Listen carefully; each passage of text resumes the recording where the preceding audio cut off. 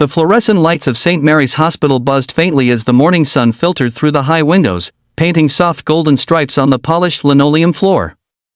In room 217, a frail old man named Walter Briggs struggled to lift a trembling hand toward his glass of water.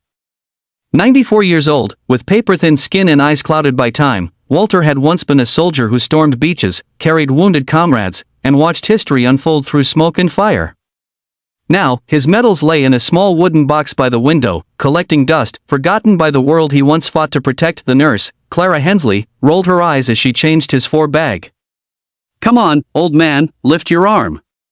"It's not that hard," she muttered, loud enough for everyone to hear.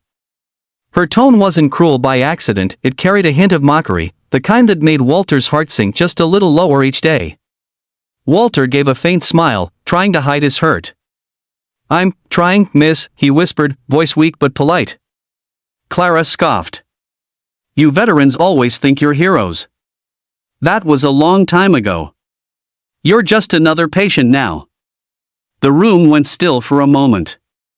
Even the ticking clock seemed to hesitate. "Before we go any further, if you believe in kindness, second chances, and treating every soul with dignity, please take a moment to like, comment, share, and subscribe to Midnight Reports 1.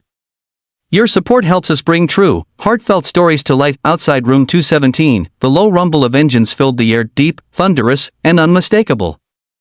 A group of leather-clad bikers had just pulled into the hospital parking lot. The sound turned heads in the lobby as people whispered. On the backs of their vests, a flaming skull embroidered in red and silver read, "Hell's Angels East Chapter." At the front of the group walked Ryder Cole, a tall, broad man in his late 40s with a trimmed gray beard and weathered eyes. His arms were covered in tattoos, but one stood out, a faded name inked over his heart, Walter Briggs. Ryder had come to visit the man who'd once saved his father's life during the Vietnam War.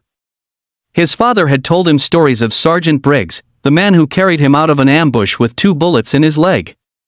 That story became Ryder's moral compass, a symbol of courage and loyalty that defined his life. Ryder and his crew approached the front desk.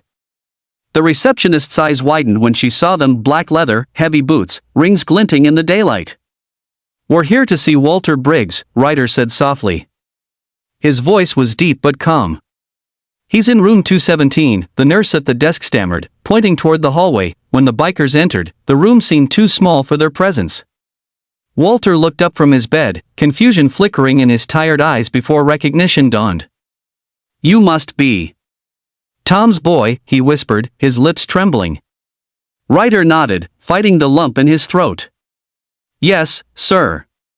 Ryder Cole. My dad always said you were the reason I got to have a father at all." Clara stood at the foot of the bed, rolling her eyes again. "Great. More visitors. Try not to crowd him, he's fragile." Her tone was curt, dismissive, like she was tired of old war stories and tough men pretending to matter. One of the bikers, a burly man with a scar across his cheek, frowned. "You might want to show some respect, miss," he said, his voice like gravel. Clara folded her arms. "Respect? For what? These guys think they're legends because they shot guns 80 years ago. It's 2025, get over it." Her words cut through the air like a blade. Walter lowered his gaze, shame flooding his fragile features. His thin hands trembled, his mouth tightening as if he was holding back tears. The room went silent, except for the soft hum of the heart monitor. Then Ryder took a step forward, his boots echoing sharply against the floor. "Ma'am," he said quietly, "that man you just mocked took a bullet for this country when he was 19. He crawled through mud and fire so people like us could have the freedom to live, speak, and even mock him if we wanted to. But just because you can doesn't mean you should." Clara shifted uncomfortably, but her pride kept her standing tall. "Look, I'm just doing my job," she started, but Ryder's voice deepened, cutting through hers. "Then do it with heart. Because one day, when you're old and helpless, you'll hope someone treats you better than you treat him." The other bikers said nothing. They didn't need to. The weight in the room was enough. Clara's face flushed, and for the first time, she seemed unsure of herself. She muttered something under her breath and left the room in silence. Ryder turned to Walter, kneeling beside the old man's bed. "I'm sorry you had to hear that, sir," he said softly. Walter smiled faintly. It's all right, son. Not everyone remembers anymore. His voice was like dry leaves in autumn, brittle but still carrying warmth. Ryder reached into his leather jacket and pulled out a folded American flag, neatly pressed and clean. This was my father's. He wanted you to have it. Walter's eyes filled with tears as his shaking hands brushed the fabric. He made it home, he whispered. Ryder nodded. Because of you. Outside the window, the morning sun was climbing higher, scattering gold across the horizon. For a moment, the hospital room didn't feel like a place of sickness or fading time.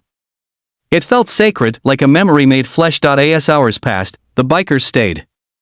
They told Walter stories about their rides across the country, about the people they'd helped, the causes they supported, from children's hospitals to veterans' homes.